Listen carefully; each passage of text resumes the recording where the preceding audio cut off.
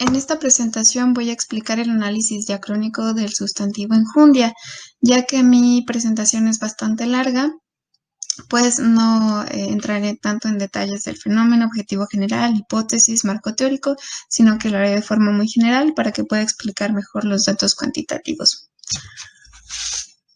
Bueno, el fenómeno que yo estudié fue el sustantivo femenino enjundia. Es posible reconocer tres usos distintos. El uso conservador se refiere a la grasa de gran grosor de algún animal, y aquí hay algunos ejemplos.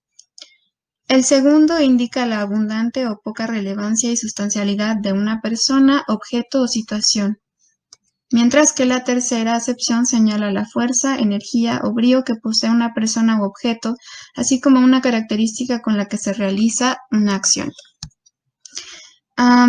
Como objetivo general tendré el reconocer y explicar el proceso de desemantización que experimenta el sustantivo enjundia al involucrarse con otros elementos y estos repercutir en su significado y función siguiendo los parámetros de gramaticalización de Christian Lehmann. A forma de resumen, mi hipótesis dice que el sustantivo enjundia atraviesa por dos tipos de desgaste que son erosión y desemantización. El primero de ellos es resultado de un proceso de neutralización y una posterior velarización del fonema fricativo prepalatal sordo, mientras que el segundo se integra con nuevas unidades que lo llevan a una paradigmatización y eventual fijación. El marco teórico. Pues la gramaticalización es un proceso en el que una unidad léxica que poseía cierta autonomía comienza a relacionarse con otras unidades que pueden restringir su uso, aparición y significado adquiriendo funciones más gramaticales. Lehmann propone 6 parámetros y entre ellos yo reconocí 3 procesos. En mi palabra de estudio sucede erosión, paradigmatización y fijación. El corpus. La batería de datos de este corpus fue obtenida del corpus diacrónico de la lengua española y el corpus del español del siglo XXI. Está dividido por 5 cortes cronológicos con 200 años de diferencia cada uno. En el siglo XV hubo una reducción por su gran ocurrencia, pero aparecen muy pocos documentos, por eso solo utilicé el 44% de ellos. Y en el siglo XXI, los datos del 2016 en adelante son muy mínimos, entonces solo se restringió hasta el 2016. Y la mayoría de los casos son de España y México, ya que parece que su uso es más extendido ahí, pero igualmente hay casos de Perú, Colombia, Chile, Argentina. Y bueno, aquí ya está el primer cuadro con los cortes cronológicos y nos da un total de 270 casos. El estado de la cuestión, pues el proceso de desemantización se ha estudiado ampliamente, pero el cambio de significado de enjundia es escaso. Realmente solo logré encontrar un artículo referente al cambio de significado de esta palabra. La etimología. Bueno, brevemente, la etimología de esta palabra es grasa o gordura de aves que al añejarse es utilizada en la preparación de ungüentos medicinales. Y ya pasando al análisis de los datos y resultados, pues comenzamos con el desgaste. El sustantivo enjundia padece un desgaste fonológico o erosión a través de un proceso de neutralización. Resulta que en el español del siglo XV se neutralizan los sonidos fricativos sonoros y sordos, quedando únicamente los sordos, pero se sabe que no en todas las zonas de España esto fue igual. Había zonas donde aún se reconocían fonemas sonoros y eso eventualmente causó confusión entre la concordancia del fonema y la grafía. Estos errores se lograron corregir hasta el siglo XVIII. A forma de hipótesis, se sugiere que una vez que los sonidos fricativos sonoros se perdieran, eran difíciles de reconocer y los hablantes comenzaron a marcar diferencias a través de la exageración de la articulación al posponer la lengua, de modo que terminó siendo un sonido más palatal y finalmente se asimila en la zona velar, es decir, que se velariza, como el sonido que todos conocemos hoy de la letra J. Y para ilustrar un poco más, puse esto. Bueno, así como podemos explicar el hecho de que aparecen con distintas grafías, ¿no? Que aparezca con X, con S, con J. Sobre todo hay una gran confusión entre la fricativa prepalatal sorda y la fricativa prepalatal sonora, que a pesar de que están representadas por la misma J que hoy conocemos en el español actual, no tenían el mismo sonido. Bueno, ahora respecto a la morfología, pues se permitió la aparición del sustantivo en plural y digo que se permitió porque su ocurrencia comienza a bajar hasta que en el siglo XXI ya no aparece.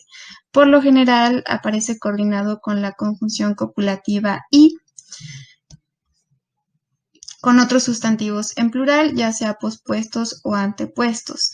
Eso quiere decir que tiene una tendencia a la pluralidad cuando está en concordancia con más elementos en plural, como aquí, pero realmente es muy mínimo. Y bueno, asimismo se manifiesta el plural cuando hay una concordancia con el número de entidades del complemento del nombre. Esto nos dice que es un sustantivo concreto que puede ser cuantificado. La estructura de frase del sustantivo enjundia. Voy a enfocarme en los datos del siglo XV y el siglo XXI, ya que son dos periodos con más casos, pues en los siglos XVI y los siglos XVII y XIX son etapas donde hay una disminución de casos y además comienzan a localizarse ciertas ambigüedades. En el siglo XV hay mayor aparición de expansiones. Aquí está, perdón.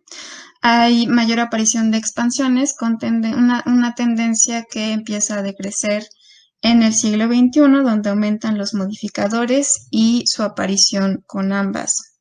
El hecho de que los casos en el siglo XV tengan mayor aparición con ambas partes está directamente relacionado con su función en la oración como complemento circunstancial de materia, en la que tiende a acompañarse de la preposición con. Será importante prestar atención en el aumento de aparición de adjetivos, que estos son sus modificadores. Bueno, los determinantes de enjundia son los artículos definidos, indefinidos y los determinantes posesivos. Hay una tendencia a relacionarse con artículos definidos. Aquí ya no agregué la tabla, pero hay una mayor aparición en el siglo XV. Esto nos reafirma que se trataba de un sustantivo muy concreto. Así como la aparición del posesivo su nos habla de que la enjundia puede ser una propiedad de alguna otra cosa que no precisamente sea un animal. Bueno, los adjetivos que aparecen como modificadores. La poca aparición de adjetivos indefinidos nos habla de que la enjundia era una unidad muy definida, restringida a ser una propiedad animal, mismas que le dan caracterización al sustantivo, ya que su poco contacto con adjetivos calificativos se limita a hablar de su consistencia, la cual recordemos que era importante para la realización de ungüentos, como se mencionó en la etimología. Respecto al siglo XXI, su uso ya no está restringido a ser una pertenencia animal, sino de objetos, personas, pensamientos y situaciones. Por ese motivo es más susceptible a ser definido por adjetivos calificativos, como vemos aquí, aunque su porcentaje sigue siendo bajo. En el siglo XIX y en el siglo XXI aparecen dos clases de modificadores con las que anteriormente no se había tenido contacto, que son los adjetivos cuantitativos y comparativos sintéticos. Esto muestra que la enjundia es algo capaz de ser mesurado, aunque no de forma precisa. Y aquí hay algunos ejemplos. Bastante enjundia, tanta enjundia, menor enjundia. Respecto a las preposiciones que aparecen como modificadores, las primeras relaciones con la preposición de son muy mínimas a comparación de la preposición con. que ambas aumentan en el siglo XXI. Y hay que tomar en cuenta que aparece la preposición sin, aunque es bastante mínima. La preposición de en el siglo XV y en el siglo XVII nos hablan del material del que está hecho algo, aunque no incluye ningún ejemplo. También hay usos en los que se habla de medida, como una libra de enjundia o una onza de enjundia, es decir, que igualmente se puede mesurar, pero en este caso con medidas concretas. Por otro lado, con la preposición con también nos habla de la materia con la que se está empleando para llevar a cabo la acción. El segundo caso de la preposición de corresponde a un uso innovador. Aquí. Donde la enjundia ya no es algo tangible, sino es algo abstracto, ya que nos está hablando de la relevancia de ciertos libros. Mientras que el segundo ejemplo apunta hacia algo, hacia cómo se está realizando una acción. Aquí con la preposición con se está realizando una acción de forma energética. Aquí vemos lo que ya había dicho, que aparece con D porque nos habla sobre el material del que se está haciendo algo o la medida de la materia como tal. Llama la atención que aparezca la preposición sin, ya que en el uso conservador la enjundia es algo inherente a los animales, una propiedad natural, y es algo que se puede agregar a otras unidades. En el siglo XIX, la enjundia se puede tener o no. Bueno, ahora las expansiones. Aquí vemos que en el uso conservador de enjundia se tiene menor variabilidad sintagmática respecto a los usos innovadores en cuanto a su aparición con adjetivos calificativos, ya que mientras que en el siglo XV los adjetivos aparecen pospuestos, en el siglo XXI pueden estar antepuestos o pospuestos. Esto nos indica que los usos innovadores tienen mayor variabilidad sintagmática. Por otro lado, los casos desde el siglo XV hasta el siglo XXI mantienen su contacto con complementos adnominales, donde se conserva una fijación con ellas, aun cuando los significados son distintos. En el siglo XV, como ya lo había mencionado, los adjetivos calificativos se limitan a definir su consistencia. Al ser enjundia un sustantivo concreto en su uso conservador, su relación con los complementos adnominales será la de una función definitoria.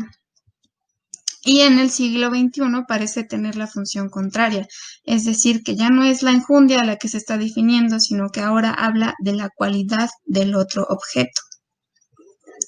Entonces aquí vemos que aquí define, ¿no? Enjundia.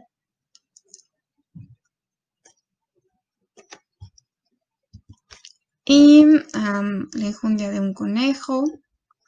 Y aquí la enjundia de otros géneros, pero aquí ya no nos está hablando de un sustantivo concreto, sino algo más abstracto. Bueno, suposición. Respecto a suposición con los verbos por los altos porcentajes, podemos ver que tiene una colocación muy, muy fija en la oración. Aquí algunos ejemplos. Sus funciones. Pues en el siglo XXI hay un aumento en las funciones no centrales,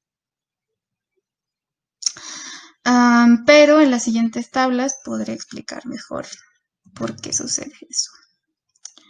Respecto a las funciones centrales, podemos ver que al principio mayormente se desempeña la función de objeto directo con respecto a las otras dos funciones. En los siglos XVII y XIX disminuye y en el siglo XXI vuelve a subir. Esto guarda relación con los contextos puente, ya que en el siglo XV la enjundia es algo que se puede tomar, untar, poner y agregar, pues es un algo tangible.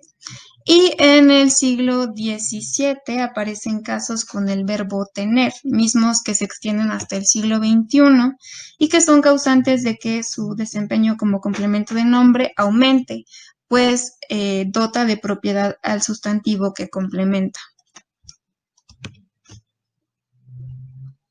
Aquí algunos ejemplos, como decía, aparece toma enjundia y después, bueno, en 1471, ya después en el siglo XXI, nos aparece que no tenía enjundia.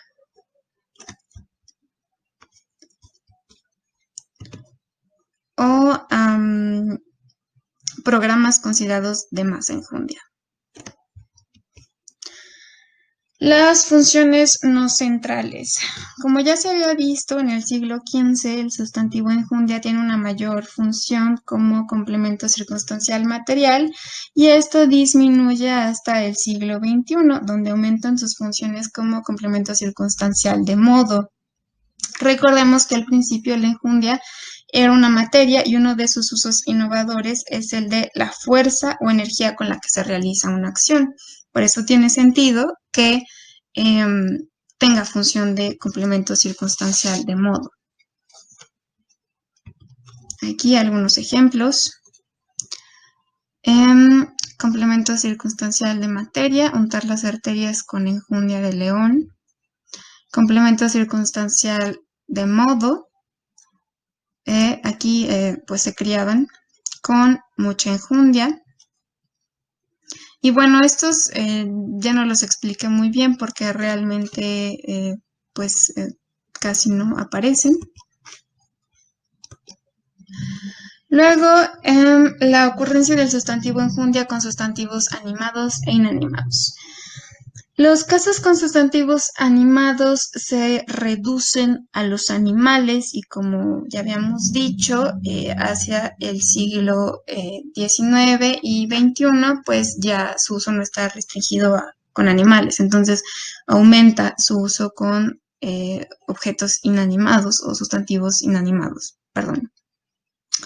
Los casos de inanimados que están en el siglo XV y en el siglo XVII mayormente pertenecen, bueno, se refieren a hierbas y otros ingredientes naturales, porque pues se hacían mezclas, ungüentos y alimentos.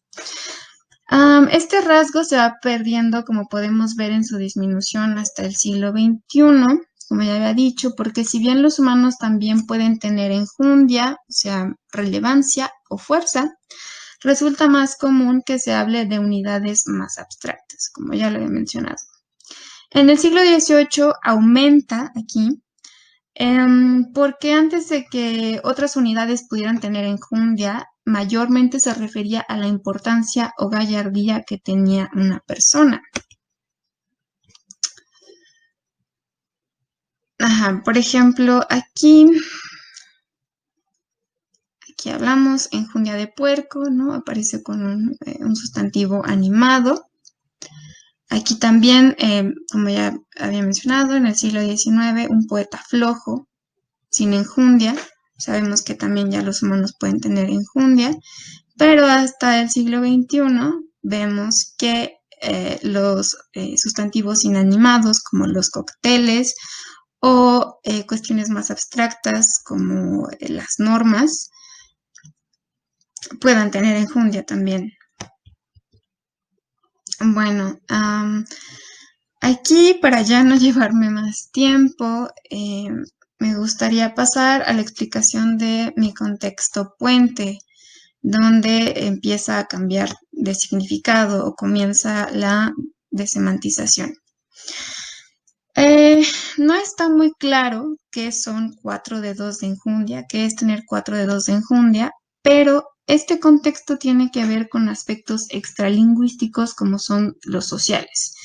Una vez que España ya se había establecido, aún había personas con ideologías religiosas distintas que los cristianos desaprobaban y para distinguirse de ellos decían que tenían 4 dedos de enjundia, haciendo referencia a la grasa del cerdo, un animal que no podía ser comido ni por musulmanes ni por judíos.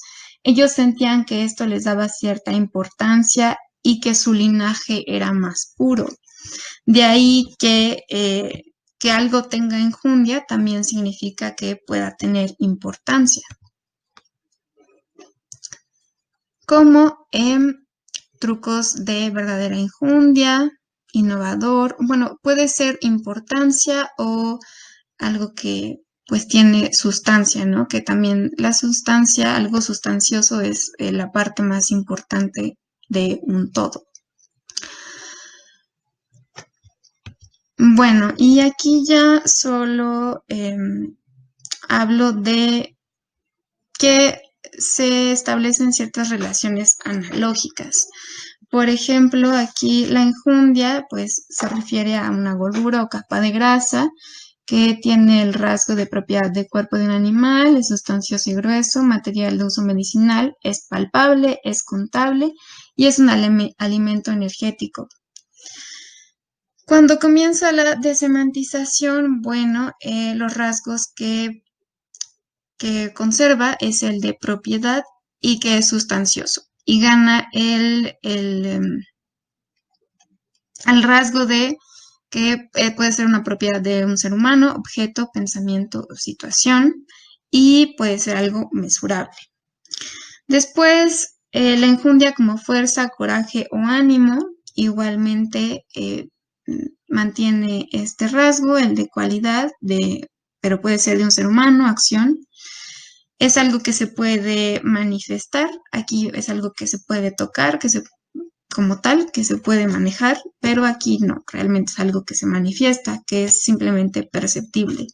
Igualmente se puede medir y es energético.